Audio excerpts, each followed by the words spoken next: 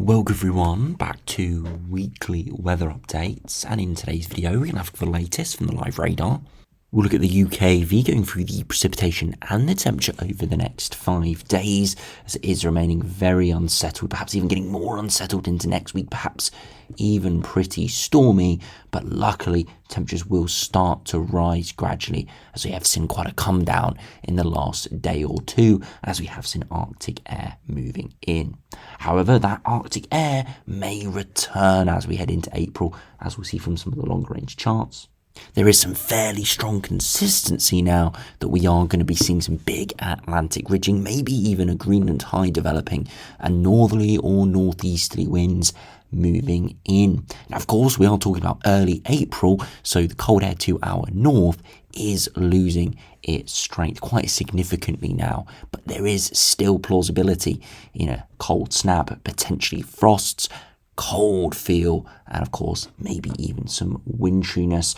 So we'll have a look at that in the second half of the video. So do remember, if you enjoy my videos, make sure you like and subscribe, and remember to follow me on Twitter as well. The link's in the description. Now, if you start on the live radar, you can see we have northerly winds in at the moment, with quite cold upper air temperatures and a strong sun. We are seeing sort of typical April showers sort of pattern. Yes, end of March, but it's that typical April showers sort of pattern. We have got a very strong temperature contrast between very cold upper air temperatures, slightly warmer surface temperatures because of that sun strength, really fueling convective showers over the land. And that's what we have seen today. They are dying out through the evening, of course, as the sun does set, but we still have an array of showers around, with quite a few of them having hail, graupel or sleet within them, and of course the risk of some snow over the higher ground. Now, if you put on the temperatures, you can see it is much colder today than it has been through the past week or two. Temperatures really struggling around that 7 to 9 degree mark. When you have been in the cloud and in the shade and with the wind picking up, it has felt cold out there. But I must say, when you get in the sun, those winds do fall light, then it hasn't actually been all too bad. We have to remember that we are heading into the middle parts of spring now. The sun is very strong, or is getting towards that really strong territory as we head towards the peak in June and July. So when we do see sunshine, even with cold air, it does still feel fairly pleasant. Now, if you go over to the latest UKV, it is just coming out at the moment, and it has actually just come out to 120 hours. You can see all those showers clearing away through this evening. Of course, as the sun goes down, that convection starts to fall away. And you can see into Sunday, still some showers across Scotland, maybe a smattering across England and Wales with a little bit of a disturbance. But for most, it's a dry Sunday, as that northerly wind does get cut off and the upper air temperatures slowly rise. However, westerly winds starting to push back in, as we see low pressure pushing back in, and it's going to park itself over the top of us into the start of next week. You see how slow moving this precipitation is as we head into Monday, just giving deluges in many areas in the west, and even some snow over the higher ground of Scotland. Into Tuesday, that rain tries to progress eastwards, and you just look at the spirals of rainfall moving in. Really quite heavy in places, and we could see some more flooding issues. And of course, with cold air wrapped in within this, there is the risk of some snow over higher ground. As we enter the latter part of the week, we could slowly see it starting to die down, as we do see the pressure slowly rise, but still plenty of showers around. So it's looking really quite horrible, and the reason for this is low pressure parked pretty much over the top of us. It's really at its peak strength through Monday and Tuesday, and then it starts to fill in later in the week, and that's why we do start to see those showers reduce as the low moves and clears out to our west, and you can see the pressures rising from the southeast. It is going to be fairly windy as well. I wouldn't say absolutely stormy, but could be some periods of very strong winds there, perhaps through Thursday morning. So there is the risk of stormy weather within this. And if we have a look at those upper air temperatures, you see it is turning milder, but still plenty of cool or cold air wrapped in within the low, just not quite as cold as it has been over the past 24 hours or so. If you look at the max temperatures, you see this afternoon, temperatures maxing at 7 to 9 degrees. But of course, as I said, with the sunshine, feeling a little bit warmer than that when you do have the sun. But of course, feeling colder than that when it's cloudy, with precipitation falling and those winds picking up. Into tomorrow, a bit of a frost further northwards, but it'll be dependent on cloud amounts. And by tomorrow afternoon, we could just about get into double digits across England and Wales, 10 to 12 degrees. Similar pattern as we head into Monday, again could be an isolated frost, and then into the afternoon, again could see 10 to 12 degrees, but much colder in Scotland. Tuesday, again, a similar picture. Again, could see 10 to 12 degrees, but we start to see a reduction in those temperatures in the west because precipitation is moving in. And you can see that is the same as we head into Wednesday, where those milder temperatures are really only where we see the rainfall/snowfall not moving in. So even though the upper temperatures do slowly rise into next week, still remaining fairly chilly, as we do see lots of precipitation falling, evaporative cooling coming in with that.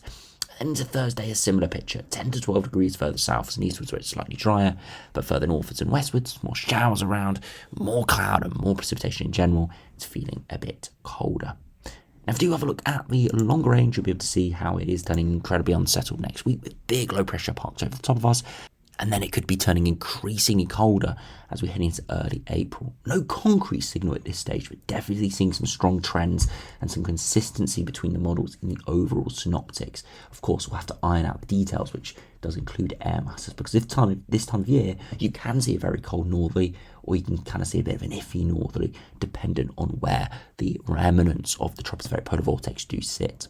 You can see the northerly winds in at the moment. Eventually, those do cease, and we see a very southerly tracking jet stream, and then low pressure parking over the top of us. Look how unsettled that is.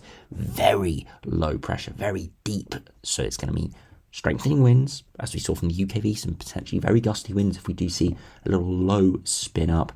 And again, lots of showers and areas of rain. As you can see, it fills in by the end of the week into the Easter weekend, but we're still under generally lower pressure, so do expect showers through that Easter weekend into the final days and the final days of March. But hopefully it won't be as heavy and disruptive as during the middle part of next week. Beyond that, though, look at that ridging up towards Greenland and trying to push a northerly wind in, and it actually turns pretty cold indeed. Again, southerly tracking jet stream and persistent Atlantic ridging means cold air is just getting pushed our way. As I said, it's not going to be anything too spectacular because, remember, the cold air to our north is running out. The sun is going to warm up these air masses multiple times faster than they would in midwinter. And of course, we do see that cold air struggling to come our way, and it does get cut off at times. But it's generally a pretty cold feel. Plenty of below average temperatures over the next week or two from this GFS run. As I said, not guaranteed, but definitely seeing a very strong signal for this Atlantic ridging, with the risk of cold air moving back in for early April. As I said, it's similar for the GEM. Again, that southern tracking jet stream, very deep lows over the top of us. And again, we see that high pressure building towards Greenland, northerly winds pushing in. But as I said, not all northerly is equal. Here, cold air is there, but it's well to our west instead. We're just in slightly chilly air, below average, but nothing ridiculous. And that's all because of the positioning of the tropospheric polar vortex, exactly where all that cold air goes. Because as I said, this time of year, we're running out of that cold air. And in January, any northerly wind would be cold, if not very cold. As we head into early April, as it's very dependent on where that cold air does remain. So GM is chilly, shows a pretty cold synoptic pattern, but doesn't quite pull off anything too crazy, just still chilly and below average. If you compare it to the ECMWF, unfortunately the midday run hasn't fully come out, so we have to look at the midnight run, but it is broadly similar. Low pressure parking over the top of us, and again, high pressure building towards Greenland and trying to push in northerly winds. You see very cold air is heading our way, and this ECMWF run could be pretty potent indeed. You see the -10 isotherms moving into Scotland, -15 isotherms not too far away.